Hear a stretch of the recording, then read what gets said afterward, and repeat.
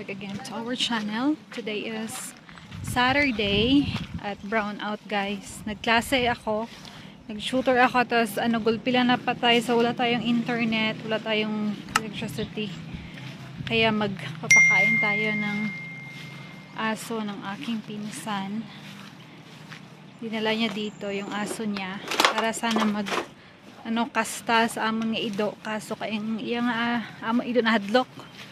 Gindugo na amon ido sa pakastahan dapat, kaso nahadlok siya, so wala nakastahan.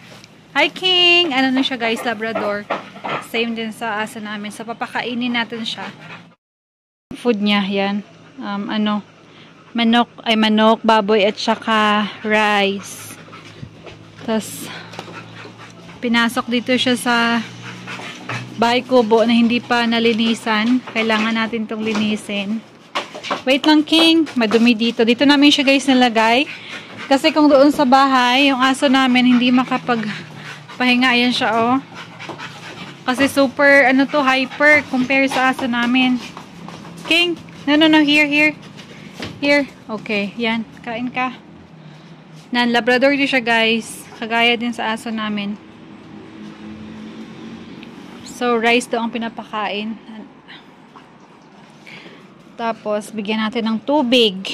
Nagdala ko water kanina dito ko nilagay. O sa kabo, naubos siya. Ito yung, bahay kubo. Kailangan pa to linisan. So, maglinis tayo dito. Kasi, ang dumi. Okay, King. Ubusa, King! Kaluoy kay King. I-try ko na siya later pakaon ng feeds. Sabi ng pinsan ko na hindi daw kumakain ng feeds. Kanin lang daw. Tsaka. Oh, nahulog na. Nilang ko siya ng tubig. Ay, wait lang. To. No more na, King. More. Oh, ang laki ni King. Ang laki-laki ni King. Ang laki-laki ito pa. Laki-laki ni King. Hi. Si King. Hi. Pero wala siya mayo nagaunot. Ay, aram gali. Nakita ng water, King. Ito. Yan. Nan. Ng water. Ay, kulang pa siguro.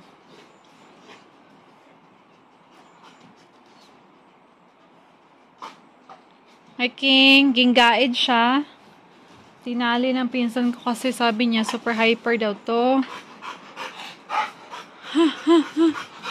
No more na. No more. Ay. Kawawa man si King. Init. Yaras lang dalawa.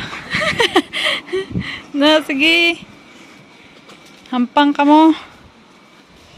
Hadlo ka among ido. Sweetie. Kato kay King. Sweetie. Ito si King, oh. Sweetie. Tagas pa ka sweetie kay King. Ito si King, oh. Gahala po si King.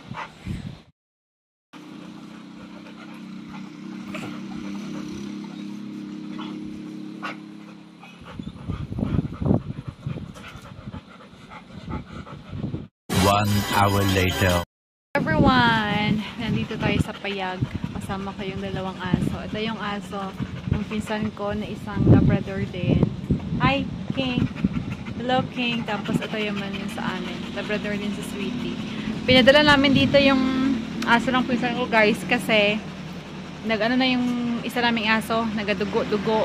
Pero sabi ni Mama, wag na lang daw kasi siya naman yung siyang maiyawan bantay kapag mga anak na. Mahirap.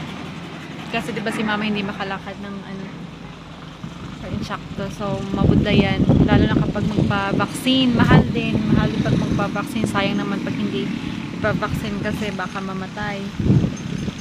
So, ayan. Dito na lang. Gingaid ko siya dara. Tapos, ang isa naman is ito. So, mga ilan silang kadawa. Ang kaso lang, aso namin ay kinakain niya yung mga ano, ayan, kita nyo? Kinakain niya yung mga uling, yung mga damo. Sweetie. Unlike sa kay King na wala, hindi siya kumakain. Hindi naman inom ng tubig. Nag-aantay ako sa pinsan ko dito. Kumanda sila ng Bacolod. At, ayan guys, yung ating view. Yan. Ganda. Maganda dito, lalong-lalo na po pag ganitong oras kasi masarap yung simoy ng hangin. Dito tayo sa bahay kubo. Lilinisan namin to para pwede siyang matulugan kapag ano. Hindi to sa amin, ano to, kapitbahay namin, pero wala sila dito. So, hiniram muna namin. So, ayun. Ano guys, Saturday ngayon, bukas Sunday, magsimba tayo. At, ganda ng hangin. Unlike doon sa bahay, ang init sa loob. At kanina, nag-brown out sa kalagitnaan ng klase ko. Diba? Sabi ko sa first ko na video. Kaya hindi na tuloy kasi nga wala ng internet, walang electricity. Ngayon lang bumalik. So, dito muna tayo mag-chill-chill kasama yung mga aso habang hindi pa umuulan. Kasi medyo, ewan ko baka uulan today. Kasi nag-uong guys. Oy, sweetie. Ayan, sweetie. Oh.